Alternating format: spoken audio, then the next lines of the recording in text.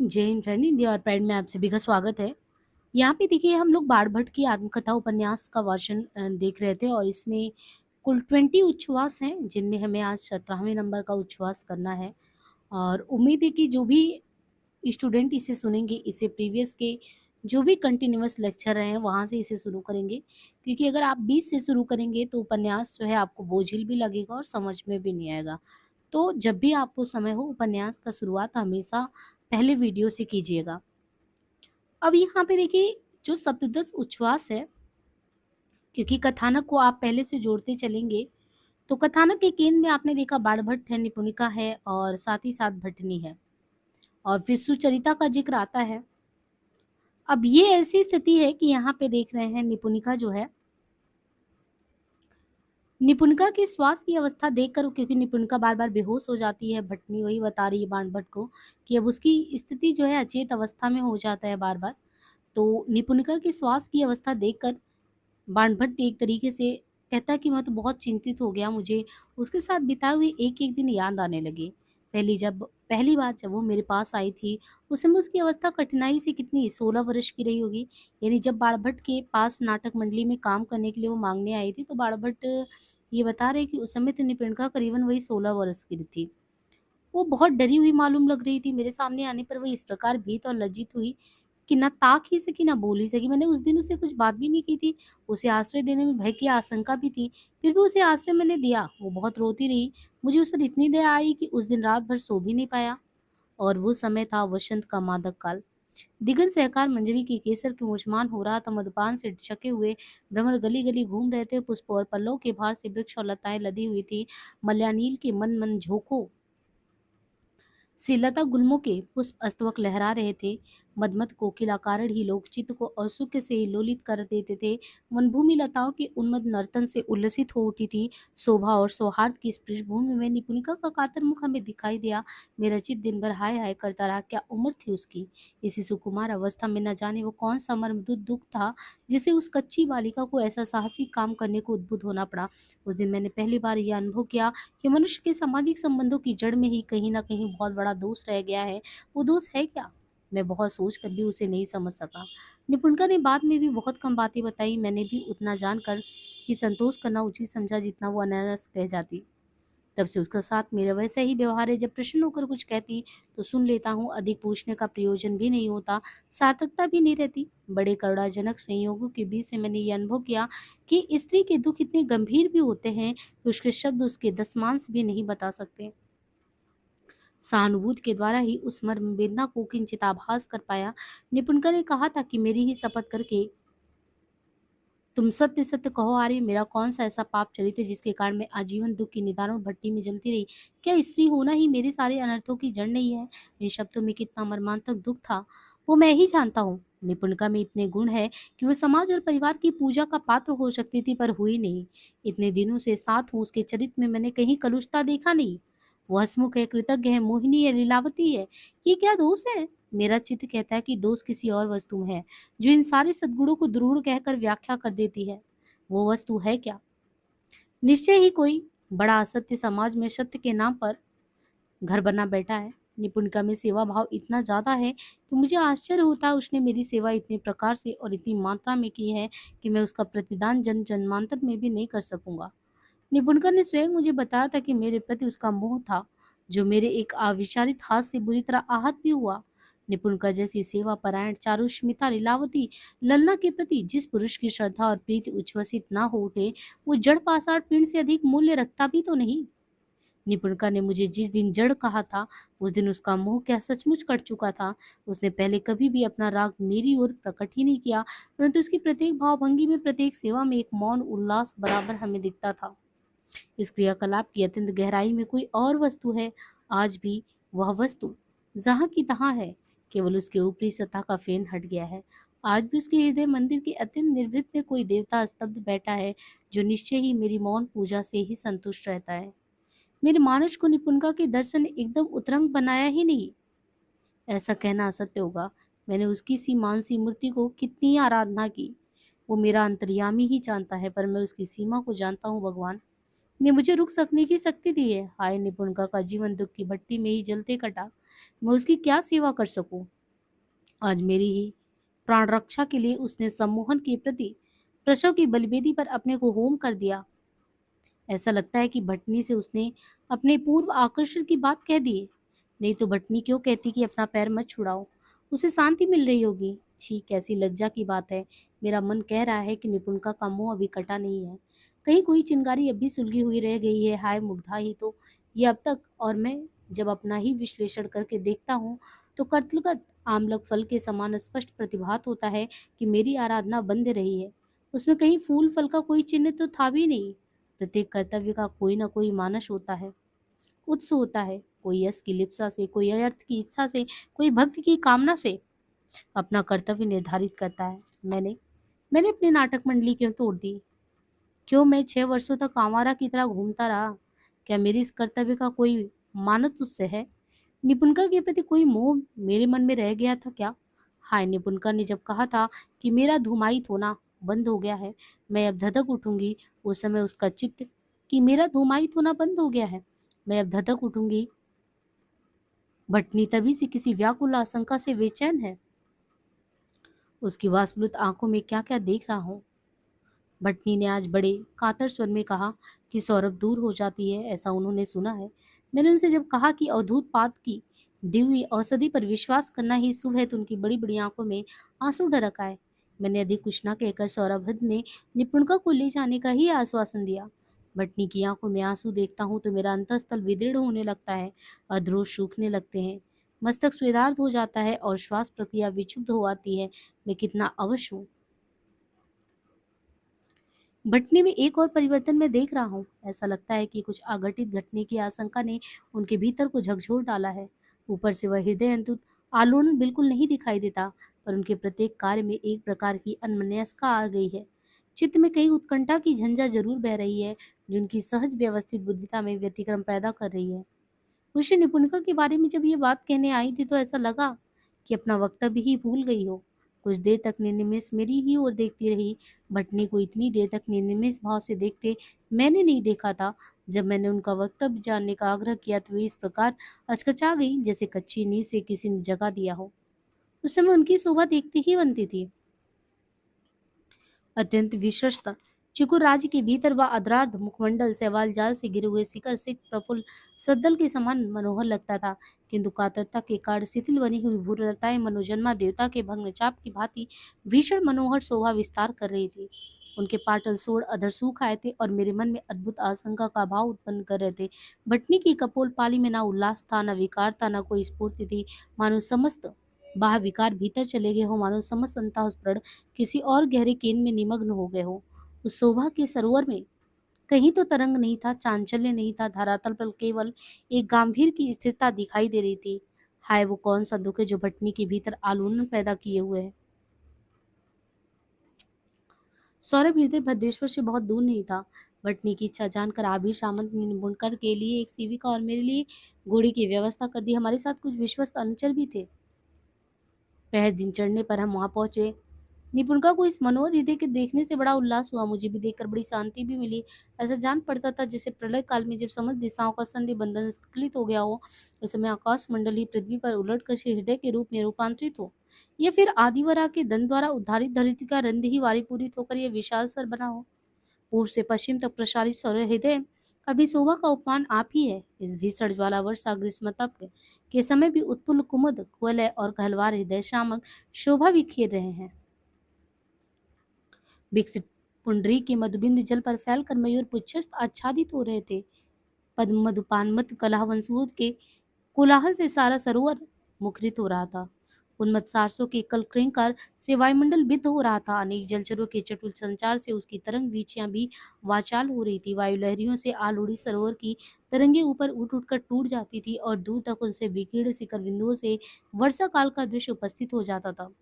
सारा हृदय इतना सुगंधित था कि रह रहकर भ्रम होता था कि कहीं शानावतीर्ण वन देवियों की केस लगन पुष्पों की सुगंधि से ही तो इतना आमोद नहीं फैल गया है। श्वेत कुंदों में श्वेत कलहंस इस प्रकार मिल गए थे कि जब तक वे अपनी प्रियतमाओं को निकट बुलाने के लिए चिल्लाना पड़ते, तब तक उनकी उपस्थिति की संभावना भी नहीं मालूम पड़ती। आपांडुर किंजल के समूचे सरोवर को आच्छादित करके ऐसी कमनीय शोभा विस्तार कर रहे थे कि छाया रूप में अवतीर्ण चंद्रमंडल की तरंगधौत अमृत धवलिमा का भ्रम उत्पन्न हो जाता था। तट के उपांत भाग में अवस्थित वृक्षों के पल्लवपुट की वायु से विजित होकर सरोवर की तरंगे इस प्रकार खेल रही थी, मानो जलदेवियों के अदृश्य शिशु शिलापूर्वक तैर रहे हों।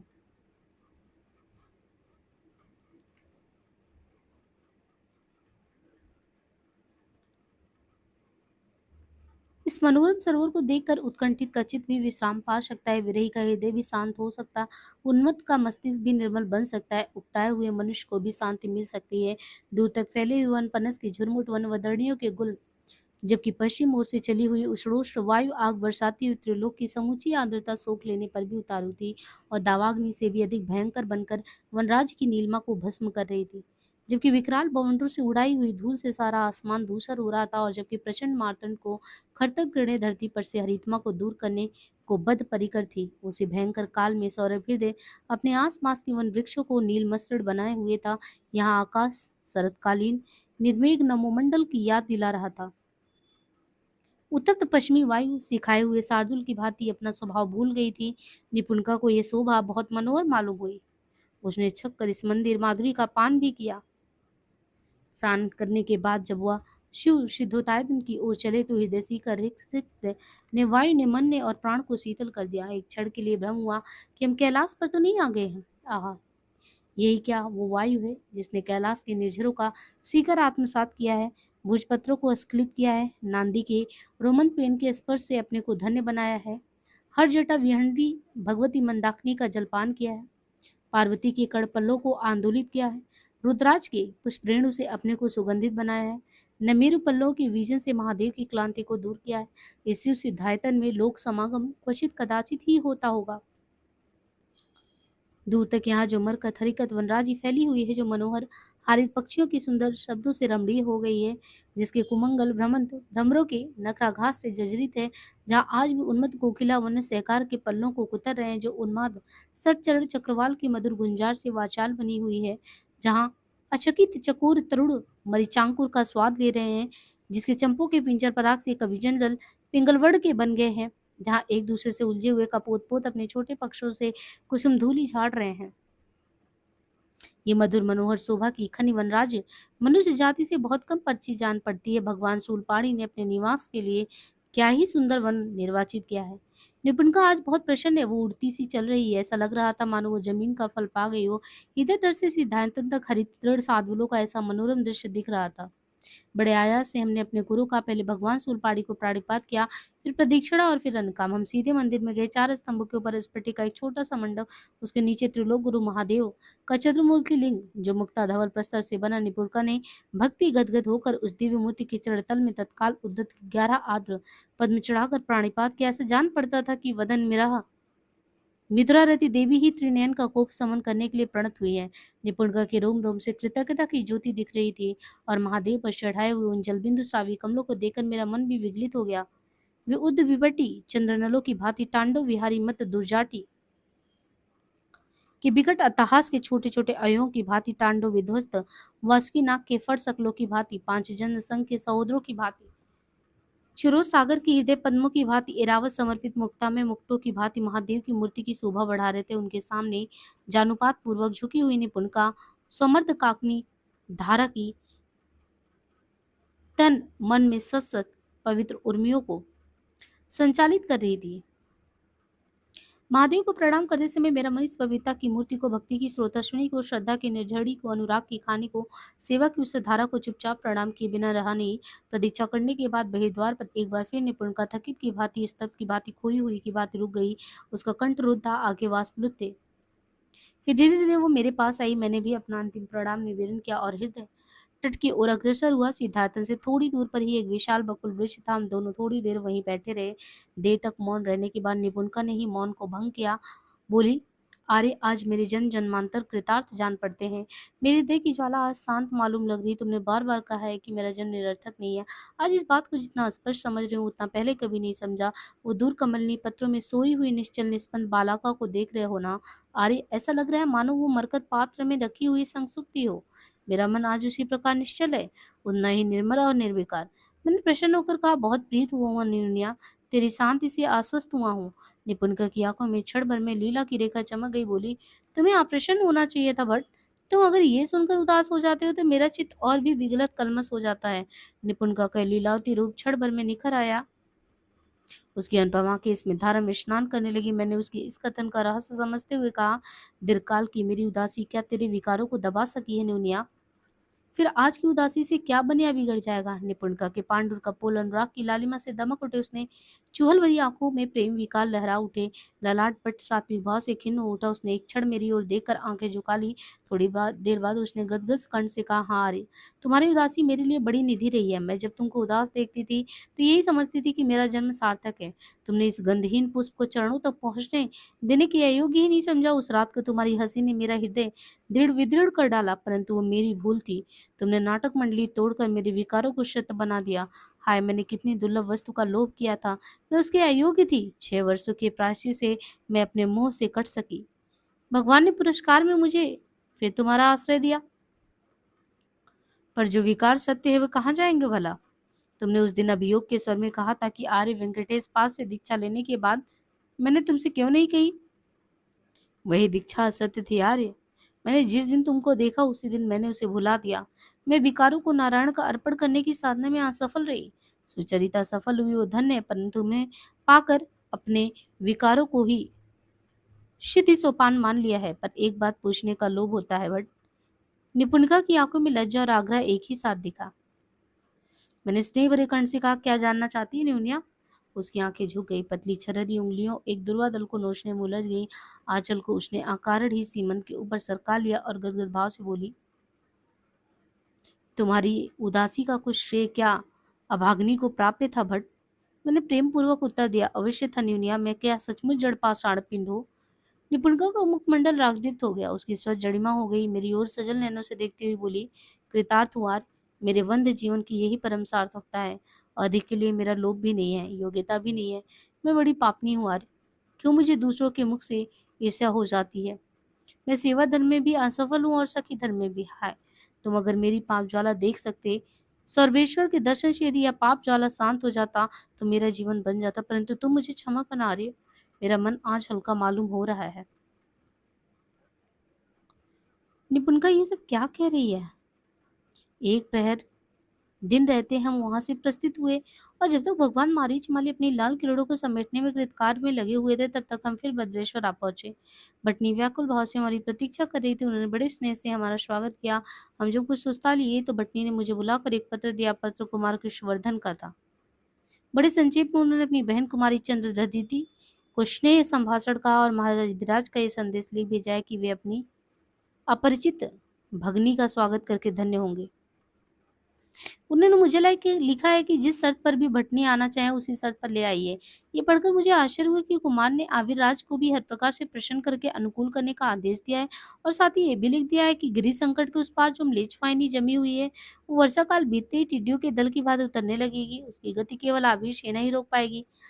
अपनी प्यारी बहन कुमारी चंद्रदीति से उन्होंने अनुरोध किया है कि वे अभिराज से उनकी सेना को इस पवित्र कार्य में नियोग करने को बोले। मुझे तो स्पष्ट लिखा है कि यदि अभिराज सामंत बनने को प्रस्तुत ना हो तो उन्हें मित्र राजा के रूप में निमंत्रित किया जाए। सबके अंत में उन्होंने अत्यंत आवश्यक कहकर यह भी लिख दिया कि मैं अपने बड़े भाई उदटी भट्ट को, जो इन दिनों काशी की मीमांसकों में श्रेष्ठ माने जाते, अवश्य साथ ले आऊं। अंत में ये लिखना वे नहीं भूले कि कुमारी के मिलने का समाचार देवपुत्र के पास पहुंचा दीजिए। स्वयं आचार्य भरद्वाज ही कुमारी को देखने के लिए 2-4 दिनों के भीतर उपस्थित हो सकते हैं, इसलिए भद्रेश्वर से प्रस्थान करने में विलंब नहीं होना चाहिए। अंत में उन्होंने अपनी बहन कुमारी चंद्रदीति के स्नेह पाने की तीव्र लालसा व्यक्त की है। सारा पत्र कूटनीति का विचित्र जाल लग रहा है। किसी को भी छोड़ा नहीं गया है। प्रत्येक को फंसाने का प्रयत्न है, और फिर नपीतुली भाषा, कहीं उच्छ्वास नहीं। अधिकांत लिखने वाले को सहृदयता और उदारशयता प्रत्येक शब्द से प्रकट होती है। मैं पत्र पढ़कर कुछ चिंता में पड़ गया। ऐसा ना हो कि फिर किसी जाल में फंस जाऊं, और मैं कुछ सावधान हो गया। भट्टी ने कुछ देर प्रतीक्षा करने के बाद कहा, क्या सोच रहे हो भट्ट? मैंने उसकी ओर देखा।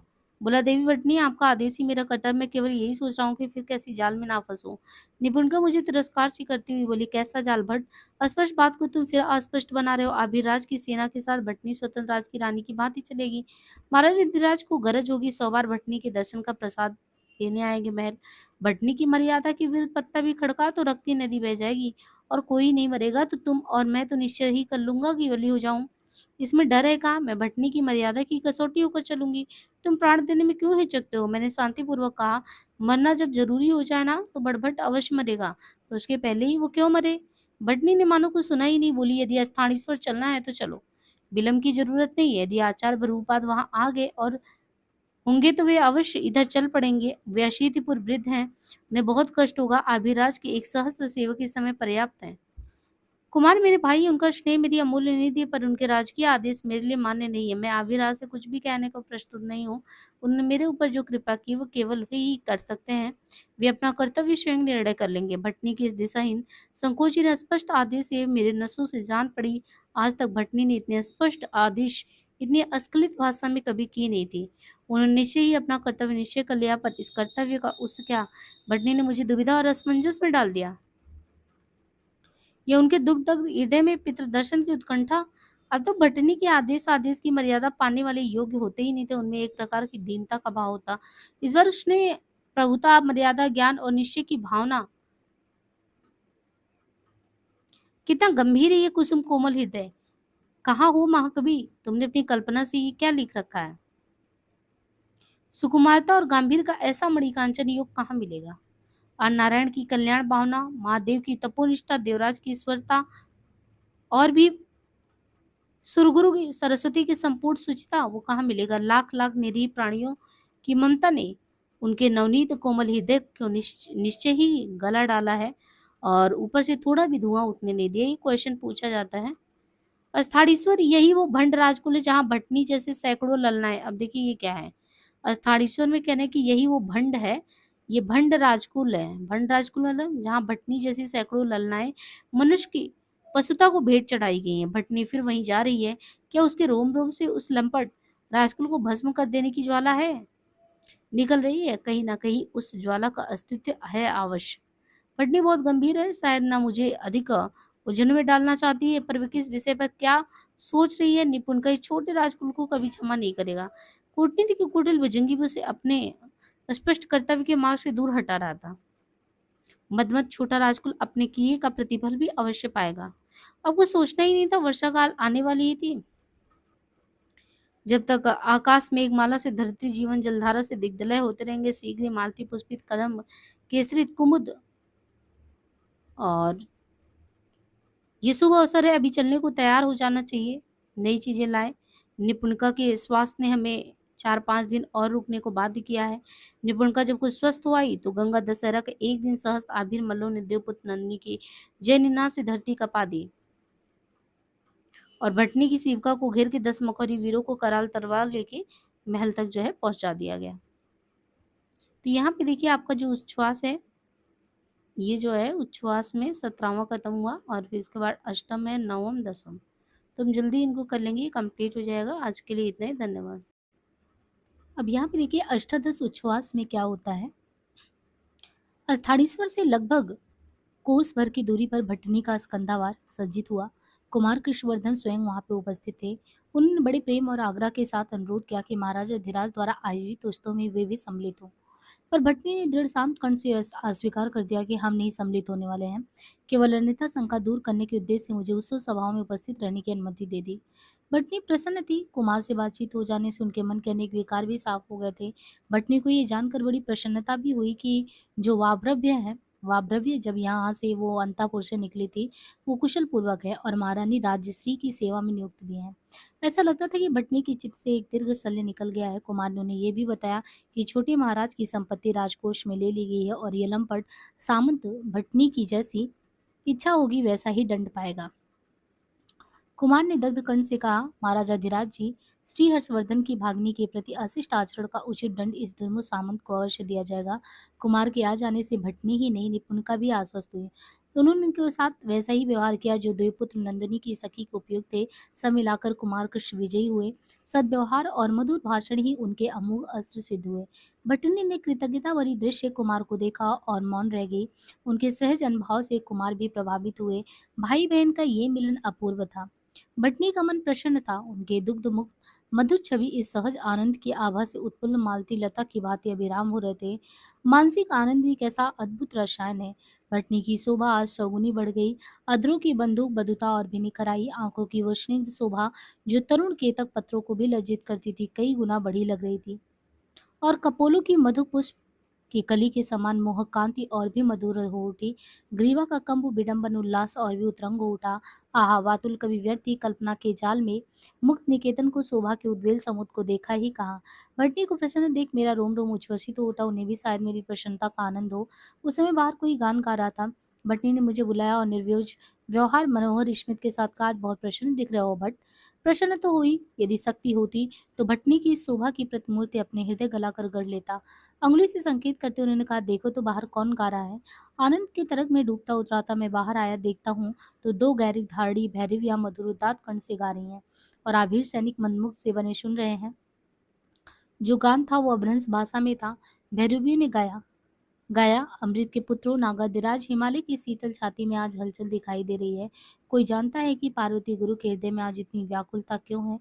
जवानों, प्रत्युत दस आ रहे हैं।"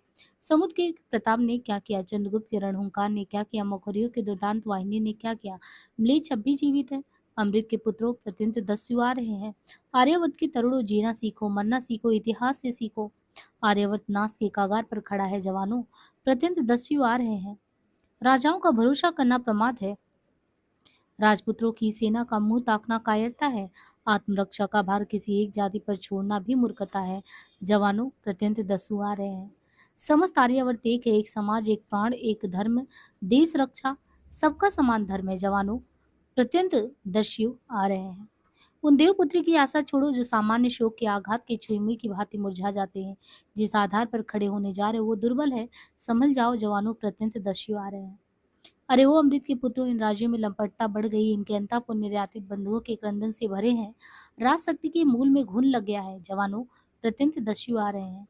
अमृत के पुत्रों, आंधी की भांति बहुत तिनके की भांति म्लेच्छ वाहिनी को उड़ा ले जाओ। संकट के भय से कातर होना तरुणाई का अपमान है। जवानों, प्रत्यंत दस्यु आ रहे हैं। वो देखो, कुल बधुएं आंखों में आंसू भरकर तुम्हारी ओर देख रही हैं। उनका सुहाग तुम्हारे हाथों में है। जवानों, वो देखो, माताएं तुम्हारी ओर ताक रही हैं। तुम्हें माता के दूध की शपथ, कुलवधुओं के सुहाग की शपथ। कौन है जो आर्यावर्त को हाहाकार के वॉन्डर से बचाएगा? कोई दो पुत्र नहीं, कोई राजाधिराज नहीं, कोई महासामंत नहीं। जवानों, प्रतिन दस्यु आ रहे हैं। तो फिर कौन है जो आर्यावर्त को हाहाकार के बॉन्डर से बचाएगा? इसी तरीके से आगे भी गान समाप्त हुआ। भैरवी ने उल्लास के साथ अपने त्रिशूलों को शून्य में उछालते हुए कहा, "जय आर्यावर्त के तरुणों की जय, महामाया माता की जय।" एक सहस्त्र गंभीर कंठों से आवीर सेना ने प्रतिध्वनि की, "महामाया माता की जय।" वो सहस्त्र फड़ अजगर के फुत्कार के समान कौन गरज रहा है? ये उत्ताल समुद्र नहीं, विद्युत गर्भ मेघ नहीं, ये है आर्यावर्त के तरुणों की दुरंगम वाहिनी। कौन है जो इसकी गति रोक सके? कौन है जो इसके तरंगावर्त में डूब जाए? कौन है जो इसके भीम वेग में ना बह जाए? ये है आर्यावर्त के तरुणों की दुर्गम वाहिनी। अमृत के पुत्रों, कुलवधुओं का सुहाग तुम्हारे हाथ में है। बालिकाओं की लाज तुम्हारे हाथ में है। वृद्धों का मान तुम्हारे हाथ में है। ये है आर्यावर्त के तरुणों की दुरंगम वाहिनी। एक बार फिर महामाया माता की जयध्वनि और भैरवियां चुपचाप चली गई। अभिषेना ने अपने आप जयध्वनि करते हुए, "म्लेच्छवाहिनी इस देश की छाया भी ना चूक सकेगी", ऐसा कहती हैं। और मेरे रक्त में एक विचित्र आलोषण हुआ। आलोड़न आर्यावर्त के नौजवानों के ऊपर एक अपूर्ण विश्वास से वक्षस्थल स्फीत हो उठा। रणचंडी का विकट नृत्य करने वाली है, पर आर्यावर्त का कुछ भी नहीं बिगड़ेगा। महामाया की इन शिष्याओं ने आर्यावर्त का महानाश से उद्धार करने का रास्ता दिखा दिया है। नारी की कोमल कंठ में कैसी अद्भुत शक्ति है! ये ओजपूर्ण संकेत भी इस कोमल कंठ से निकलकर 100 गुना प्रभाव उत्पादक हो गया है। जब उनका कोमल कंठ ईषित कंपित होकर पुकारता था, "जवानों, प्रत्यंत दस्यु आ रहे हैं", तो ऐसा लगता था जैसे वायुमंडल का प्रत्येक स्तर कांप उठा, आकाश का कोना कोना गुंजायमान हो चुका। भट्टी ने आग्रहपूर्वक भैरवियों के गान का सारमर्म सुना दिया। वे थोड़ी देर तक कुछ भूली हुई सी बात में उलझी दिखी। मुझे ऐसा लगा कि उन्हें महामाया के गान के कुछ अंश से अधिक कष्ट हुआ, जिसमें देवपुत्र की चर्चा है। मैंने भटनी की चिंता दूर करने के उद्देश्य से कहा, "महामाया माता ने आधा सत्य ही पाया है देवी, आधा और भी पा सकती थी तो समझती थी कि छुई मुई की भांति मुरझा सकना कितनी बड़ी शक्ति का सुप्त रेख है वो। भटनी के मुख पर स्मृति रेखा खेल गई, एक अपूर्व रस माधुरी उनके अधरों पर अचानक उदय हो आई। नैन कोरकों में एक प्रकार का लीला लोच विलास चमक गया। बोली, तुम भी तो उस आधे सत्य से वंचित हो ना भट्ट। भटनी के इस प्रयास का अर्थ मेरी समझ में आया, लेकिन क्या उत्तर दूं ये ठीक नहीं समझ सका कि संतति के प्रति जो ममता है वो कितनी बड़ी शक्ति है। ये मैं केवल अनुमान के बल पर ही तो जानता हूँ। मुझे क्या मामाया की आलोचना करने का अधिकार है? भटनी ने मेरी कमजोरी ठीक पहचान ली। मेरी जेब से भटनी का मुख और प्रसन्न हो गया। उन्होंने फिर कहा, मैं दूसरी बात सोच रही थी बट मामाया ने ठीक ही कहा है। राजाओं और राजपुत्रों की ओर ताकते रहने से आर्यावर्त का उद्धार नहीं होगा, परंतु ये भी आधा ही सत्य है। भटनी फिर चुप हो गई। वे कुछ कहना चाहती थी, पर उनके वाक्य जो है वो सहज कॉलोनी के बाहर से दब गए। मैं उनके मुख की ओर उत्सुकतापूर्वक देख ही रहा था कि उनकी आंखें झुकी हुई थी, ग्रीवा अवमनित और आनंदाव उत्तरी प्रांत सीमा देश से हट गया था। गनमेचक के इस्पास के बीचों बीच उज्ज्वल सीमंत रेखा ऐसी मनोहर दिख रही थी, मानो मंदाकिनी की धलोधारा क्षण भर के लिए पार्वती की चिकु राज्य के मध्य में आई हो और आकर रास्ता ही भूल गई हो। वो दिन कितना शुभ होगा जब इस सीमंत रेखा पर सिंदूर की अरुणिमा दिखेगी, जिस दिन इस प्रबल कबरी भार की तिमिरकांति बाजुर की बंदी बनाई जाएगी। मैं क्या सोच रहा हूँ भट्ट। भट्टी ने किसले के समान लाल उंगलियों से अपने उत्तरीय प्रांत को जीवन रेखा पर सीमंत रेखा पर खींच लिया और धीरे धीरे कहने लगी, एक बात बताऊं भट्ट, मेरे की गोद में बड़ी हुई हूँ। इन्होंने कहा कि एक बात बताऊं भट्ट, मेरा जन्म जो है रोमक पत्तन उत्तरवर्ती अस्त्रीय वर्ष में हुआ। वहां से पुरुषपुर तक पिता की गोद में बड़ी हुई। मैंने अनेक देश देखे, अनेक समाज देखे, अनेक जातियां देखी, बाल्य भाव के कारण सबका रहस्य नहीं समझ पाया, परंतु आर्यावर्त जैसी विशिष्ट समाज व्यवस्था मैंने कहीं नहीं देखी। यहाँ इतना भेद स्तर है कि मुझे आश्चर्य होता है कि यहाँ लोग कैसे जीते हैं। फिर यहाँ एक से बढ़ के एक ऐसे सत्पुरुष और सती स्त्रियाँ मैंने देखी, मुझे कभी-कभी ये भी आश्चर्य होता कि ये देवता समान लोग क्यों मर जाते हैं। यहाँ का जीवन और मृत्यु दोनों ही मेरे लिए पहेली है। भटनी ने अपने चेहरे पर निर्विकार भाव बनाए रखा कि थोड़ा-सा प्रयत्न किया और फिर बोली, ये देखो, तुम यदि किसी यवन कन्या से विवाह करो तो इस देश में एक भयंकर सामाजिक विद्रोह माना जाता है, परंतु ये क्या सत्य नहीं है कि यवन कन्या भी मनुष्य है और ब्राह्मण युवा भी मनुष्य है। महामाया जिन्हें म्लेच्छ कह रही वे भी तो मनुष्य हैं। भेद इतना ही है कि उनके सामाजिक ऊंचा नीच का ऐसा भेद ना हो। जहाँ भारतवर्ष के समाज में एक सहज स्तर है, वहाँ पे अनेक समाज में कठिनाई से दो तीन होंगे। बहुत कुछ इन आभीरों के समान समझो। भारतवर्ष में जो ऊंचे हैं वे बहुत ऊंचे हैं, और जो नीचे हैं उनकी नीचाई का कोई आर पार नहीं, परंतु उनमें सब समान है। उनकी स्त्रियों में रानी से लेकर परिचारिका तक, गणिका से लेकर वारविलक्षणी तक के सैकड़ों भेद नहीं है। वे सब रानी है, सब परिचारिका है। तुम उनके दुर्धर्ष रूप को ही जानते हो, उनके कोमल हृदय को बिल्कुल ही नहीं। क्यों भट्ट, ऐसा क्यों नहीं हो सकता कि ऊंची भारतीय साधना उन तक पहुंचाई जा सके और निकृष्ट सामाजिक जटिलता यहाँ से हटाई जा सके? जब तक ये दोनों बातें साथ साथ नहीं हो जाती तब तक शाश्वत शांति असंभव है। महामाया आधा ही देख रही हैं, बौद्ध सन्यासियों ने भी आधा ही देखा था। बट तुम यदि इस पूर्ण शब्द का प्रचार करो तो कैसा हो? मैंने विनीत भाव से उत्तर दिया, मैं नया सुन रहा हूँ देवी, तुम जो भी आदेश दोगी वो मेरे सिर माथे होगा। भटनी के वंगी में आपांग विकसित हो गए, चेहरा मध्यकालीन तरुमालिका कुसुम के समान खिल गई। बोली, मुझे भागवत धर्म में ये पूर्णता दिखाई देती है, बट मेरी उत्सुकता और बढ़ गई। मैंने अधिक सुनने की आशा से पूछा, मैं किस काम आ सकता हूँ देवी? भटनी ने दीप्त कर्ण से कहा, तुम इस आर्यावर्त के द्वितीय कालिदास हो। तुम्हारे मुख से निर्मल वाग्धारा झरती रहती है। तुम्हारा अंतःकरण पर कल्याण कामना से परिशुद्ध है। तुम्हारी प्रतिभा हिमने झड़ी की भांति शीतल और धवल है। तुम्हारे मुख में तो सरस्वती का निवास है, और तुम इस म्लेच्छ कही जाने वाली निर्दय जाति के चित्त में संवेदना का संचार कर सकते हो भट्ट। तुम इस भौकानन से पारिजात हो, तुम इस मरुभूमि के निर्झर हो। तुम्हारी वाणी मेरी जैसी अबलाओं में भी आत्मविश्वास का संचार करती है। तुम्हारी छाया पाकर अबलाएं भी इस देश की सामाजिक जटिलता का कुछ शिथिल कर पाएंगी। भटनी की वाग्धारा आज मुझे बात तोड़ लेना चाहती थी। यहाँ आकर उन्होंने अपने को रोकना चाहा, परंतु मुंहजोर घोड़ा जिस प्रकार वल्गा की बाधा पाकर भी कुछ दूर चला ही जाता, उसी प्रकार उनकी वाग्धारा संयत होने पर भी थोड़ा और बढ़ी गई। एक जाति दूसरे को म्लेच्छ समझती है, एक मनुष्य दूसरे को नीच समझता है। इससे बढ़कर अशांति का कारण और हो ही क्या सकता है? बट तुम ही ऐसे हो जो नर लोक से लेकर किन्नर लोक तक व्याप्त एक ही रागात्मक हृदय, एक ही करुणाई चित्त को हृदयंगम करा सकते हो। मनुष्य लोभ वश, मोह वश, द्वेष वश उपस्था की ओर बढ़ता ही जा रहा है। तुम इसके हृदय को संवेदनशील और कोमल बना सकते हो। देखो बट इस शुष्क कांतर में अंतःस्रोत सरिता भी बह रही है। इस भोग पूजा के वलकल के नीचे निर्मोह वैराग का देवता भी स्तब्ध है। ये संवाद तुम्हारे सिवा दूसरा कौन दे सकता है? बट मैं तुम्हारी काव्य सम्राट संपत पाकर शक्ति पा जाऊंगी, तुम मेरी विनय स्वीकार करो।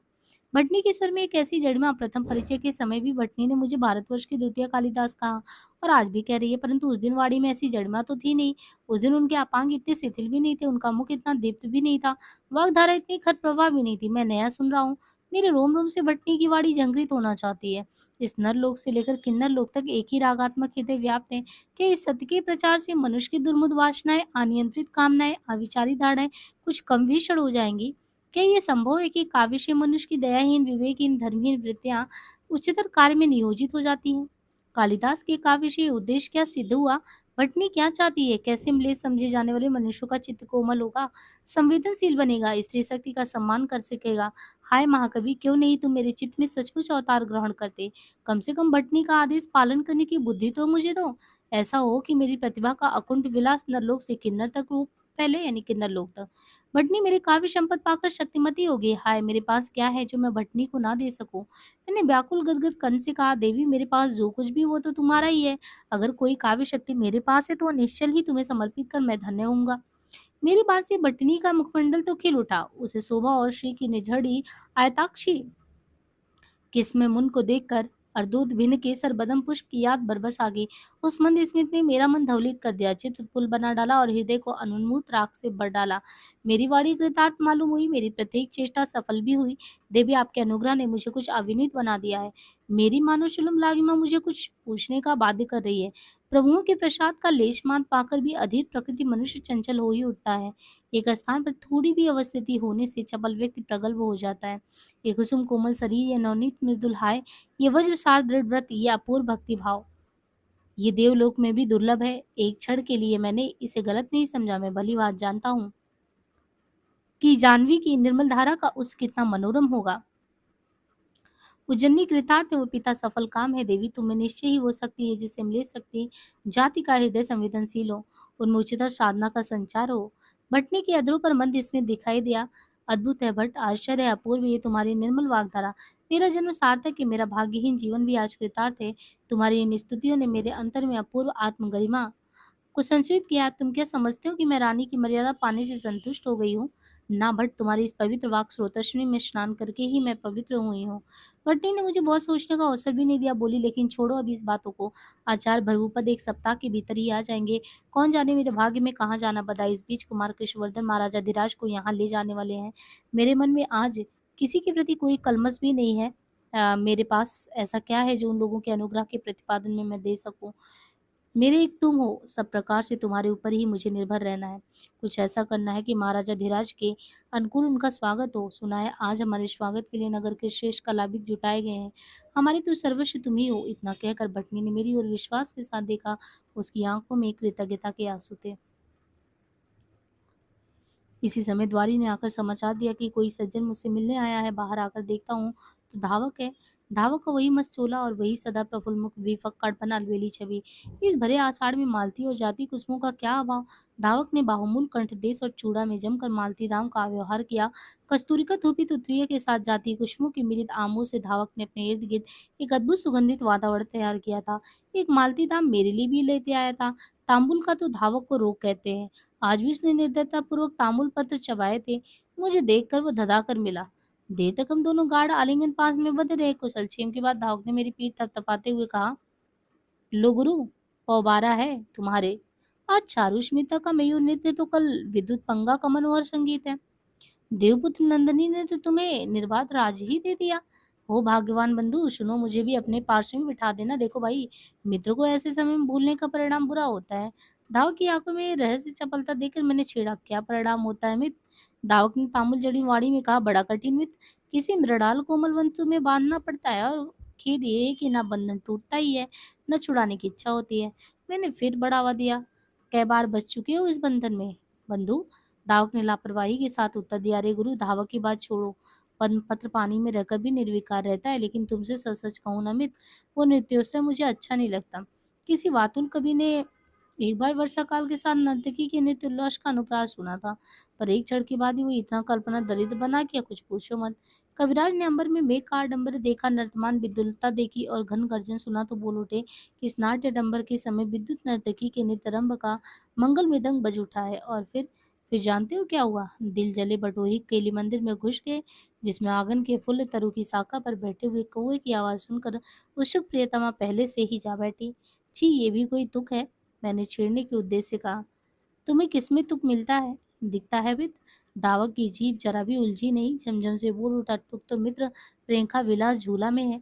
मेघानी श्वान और धारा की रिमझिम के साथ तो बस प्रियंका का ही दुख मिलता है। अमन सुअड़ किंकड़ियों का मन मंद क्वड़न, झड़झजित मेखला की तरह झंकार और वाचाल कंकड़ों की मधुर रुंझन। मैंने फिर छेड़ा, कुछ वर्णन करके सुनाओ ना बंधु। सूखी बातों में क्या धरा है? धावक अपनी मस्ती में सिखान तक मग्न था, बोला, गुरु सेवा के एक ही कवि वर्णन कर सकता है, सो भी यदि कल नैनाओं का प्रसाद हो तो। धावक ने इस प्रकार आंखें नचाई मानो एकमात्र वही उस देवता का पता जानता हो। मैंने रस लेते हुए पूछा, फिर कानिकोपजीश्वर को ये बुद्धि तुमने क्यों नहीं दी धावक? धावक ने उलसित भाव से कहा, हे भगवान, मिला है मगध देश का भकुआ। अरे गुरु, ये उत्सव क्या तुम्हारी भटनी के लिए हो रहा है? ये तो कानिकुब्ज की विद्रोही जनता को राजशक्ति की ओर से मदिरा पिलाई जा रही है। भटनी का स्वागत तो बस उपलक्ष्य है। यहाँ की भोड़ी जनता को अनुप्रास से क्या मतलब?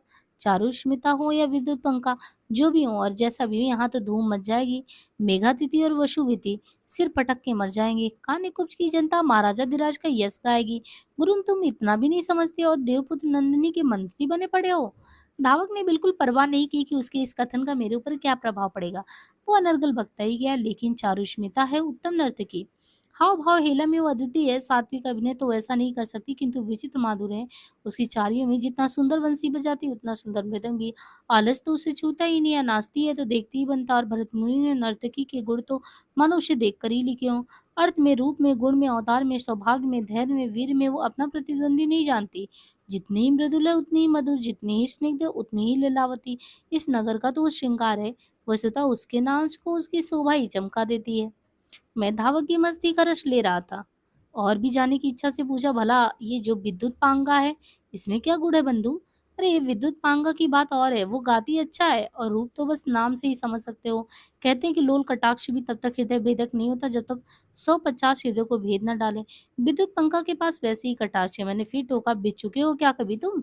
इस बार धावक उठकर हंसा, बोला, कभी कभी बिंधता नहीं है मित्र, भेदा करता है, अपांग बाढ़ से नहीं, व्यंग बाढ़ से। देर तक धावक इसी प्रकार हँसता रहा। मुझे ये कभी कुछ विचित्र लगता है, उसकी दुनिया निर्लिप्त मस्ती की दुनिया है। जिस बात से अन्य कवि द्रवित हो जाते हैं, उससे भी वो अपनी मस्ती का खाद्य निकाल ही लेता है। चलते-चलते धावक ने क्या कहा, एक बात से सावधान रहना मित्र, कान्य-कुब्ज में किसी पर विश्वास तुम नहीं करना। सब तुम्हें कतरना ही चाहेंगे और जो काशी वाले मीमांसा को ले आ रहे हो ना, उसे भी समझा देना कि बेकार जहाँ था ना भिड़ता फिरे। कान्य-कुब्ज विचित्र देश है। यहाँ एक बार यदि ताली बज गई तो बस बज गई। विरोधी विद्वानों को तो यहाँ के लोग यूँ चुटकी पर उड़ा देते हैं। दावत जाते समय बड़े गाढ़ आलिंगन में मुझे बात कर तब विदा हुआ। मैं दूर तक उसे पहुँचाने गया, एक क्षण के लिए भी उसने अपनी रचना को विश्राम नहीं दिया। उससे बहुत सी बातें हुई। अवधूत अघोर भैरव यही चंडी मंडप में है। सुचरिता और विजय तिवज्र की 3 लोकों से न्यारी साधना है। महाराज इंद्राज ने रत्नावली नाम से एक सुंदर नाटिका भी लिखी है। इसमें उन्होंने मारवधू के सरव्य वेद स्थित मुनीन्द्र बुद्ध की प्रार्थना नहीं की है, बल्कि पार्वती और लक्ष्मी के नाम से जो है शिव और हरि की प्रार्थना की है। धावक ने कुछ श्लोक भी उसमें छोड़ दिए थे, ऐसी ही और भी बहुत सी बातें। और इस तरह मस्त राम से अनायास ही मालूम हुई। जब मैं धावक को पहुंचा कर लौटा तो मन में उसकी बातें बताई चक्कर काट रही थी। कितनी सहज आनंद धारा इस कवि के सर्वांग को घेर कर उच्छ्वसित हो रहा था। वो कौन सा रस निर्जन है जिससे इतनी उमंग, इतना उल्लास, इतनी निसंगता झरती रही। न कहीं विरोधी पक्षों की संभावना से आशंका, न किसी पर भले बुरे प्रभाव से प्रयोजन, मानो इस दुनिया से उमंग को रस खींचने के लिए ही पैदा हुआ हो। धावक ने कहा कि चारुष्मिता का नृत्य जो है वो कान्यकुब्ज की विद्रोही जनता को वश में ले आने का अस्त्र है। ये क्या सत्य है? ये कितना मर्मन्तुद संवाद है। पर धावक कितने सहज भाव से ये संवाद कह गया। चारुष्मिता का इस मैंने सुना है, उसके गुण आज धावक ने बताया। हाय कितनी गुण संपत्ति है और कितने नीच उद्देश्य से उसका उपयोग हो रहा है। गढ़िका नगर का श्रृंगार होती है, नगर का अंगार वो क्या एक ही साथ अमृत और विष का मिश्रण है? शुकदत्त ने वसंत सेना को पद्महीन लक्ष्मी, अनंत देवता को लज्जित अस्त्र, कलवधुओं का शोक और मदन पुष्प का पुष्प वृक्ष का पुष्प कहा था। भाग्य का कैसा दुर्ललित परिहास है, जो लक्ष्मी है वही शोक है, जो फल है वही मड़ासन भी है। भट्टी कहती है कि जिन्हें तुम लेच समझते हो, उनकी स्त्रियों में रानी से लेकर परिचारिका तक के और घड़िका से लेकर वारवनिता तक के सैकड़ों अस्तर नहीं है। मेरे लिए एकदम विचित्र संवाद है। मेरा मन कहता है कि स्वर्ग उसी समाज में होगा। ये जो दुख ताप है, निर्यातन है, धर्षण है और परदारार भी है, ये विकृत समाज व्यवस्था की विकृत परिणाम है। भटनी इस बात को समझ गई। उनके रक्त की ज्वाला में जलकर ये पवित्र ज्योति प्रकट हुई है। म्लेच्छों में शायद शास्त्राचार का अभाव है, धर्म साधना की कमी है, दरिद्रता का वास है। ये बातें अगर सुधार दी जाए तो वहाँ स्वर्ग बना हो। यहाँ स्वर्ग बनना कठिन है। यहाँ स्वार्थों का संधात है, लोभ मोह का प्राबल्य है। महाकवि ने जिस यक्षलोक की कल्पना की थी, उसमें सामाजिक मर्यादा समान थी। आंसू अगर थे, तो सिर्फ आनंद के, पीड़ा के, प्रेम के, वियोग अगर थे, तो प्रणय कला के। मैंने सुना है कि गिरि संकट के उस पार अत्यंत घृणित म्लेच्छ जातियां बसती हैं, लूटमार ही उनका व्यवसाय है, देवतातुन को भ्रष्ट करना ही उनका धर्म है, ब्राह्मणों और श्रमणों का वध करना ही उनका आमोद है, कुलवधुओं और बालिकाओं का धर्षण ही उनका विलास है, हत्या और आग लगाना ही उनका पावन कर्तव्य। पुरुष से साकेत तक विशाल जनपद को उन्होंने लौट डाला। परंपरा क्रम से हमें सुनते आ रहे हैं कि महाकवि ने रघुवंश में विश्वस्त अयोध्या का वर्णन करने के लिए बहाने इन्हीं निर्गुण लुटेरे के कुकृत्यों का वर्णन किया है। इस दारू विध्वंस लीला को स्मरण करता हूँ तो रोए खड़े हो जाते हैं। दिनांतकालीन प्रचंड आंधी से छिन्न भिन्न मेघ पटल की भांति नगरियां श्रीहीन हो गई हैं। जिन राजपथों पर घनी रात में भी निर्भय विचरण करने वाली अभिशारकाओं के नुपुर की रुंझन होती है, उन पर श्रृंगालों के बिकट रौ भी सुनाई पड़ते हैं। मृदंग के ताल नाचने का अभ्यस्त हो जाते हैं और अट्टालिकाओं की जिन सीढ़ियों पर रमणियों के सरंग पद संचरण किया करते उन पे व्याघ्रों के लवलुआन हुए दिखते हैं। विलासनियाँ बड़े सदैव भाव से पुष्प चयन किया करती हैं, उनकी वानरों ने बुरी तरह से छिन्न-भिन्न कर डाला है। अट्टिकालकाओं की गवाक्ष ने तो रात में मांगल प्रदीप ही कर डाला है। उपरांत देश के वेसल कुंज पड़े रह गया और इस प्रकार के महानाश का खेल खेलने वाले मृत्युओं में भी मनुष्य का हृदय है। भटनी ये क्या कह रही है? क्या ये संभव कि मनुष्य इतना निर्दय हो, इतना विवश हो, इतना क्रूर हो? पर भटनी ये क्या कह रही है? उनमें एक भी रागात्मक हृदय है। मैं इसी प्रकार चिंता जाल में उलझा हुआ बैठा था कि निपुणका ने पुकारा। उस समय आकाश नीले मेघों से सुंदर था। वृक्षों की काली रेखाओं के ऊपर मेघों की छाया पड़ी रही थी। तभी तो जब उसने एक तरीके से पुकारा तो मतलब मैं एक बार बोले कि मैं देखकर एकदम प्रसन्नता हुआ उसको। उसके अधरों पर स्मित रेखा थी, लोचनों में लीले विशाल और वाणी में उन्मत्त भाव। मैंने प्रसन्न होकर कहा, क्या कहती न्यून्या? न्यून्या मेरी ओर देखे बिना बोली, भटनी ने जो कहा उसका अर्थ तुमने समझा? मैंने कहा, भटनी ने बहुत सी बातें कही, कुछ का अर्थ मैंने समझा, कुछ का नहीं।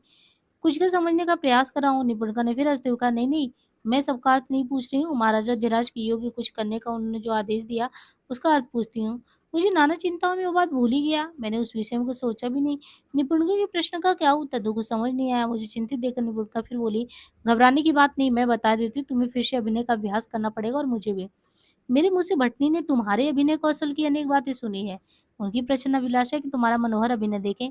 तुम्हारा ये कवि मित्र कहता था कि महाराजा धीराज ने कोई नई नाटिका लिखी है, उसी को उस दिन क्यों नहीं रंगभूमि पर उतार देते?